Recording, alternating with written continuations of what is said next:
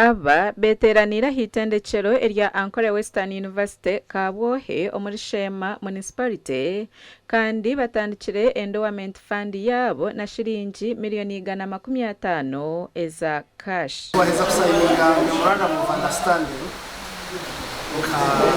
Church of Uganda founded universities and institutions. Birikwisha kutiyamba kutungura institutions zitu under our umbrella to saving a sente per institution.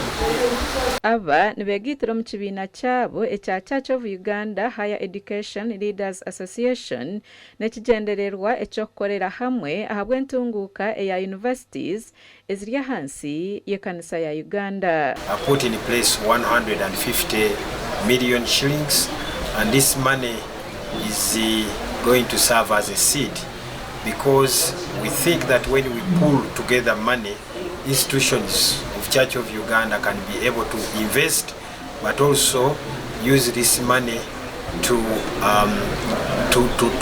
be borrowed by other institutions of under the same fraternity to work on the projects.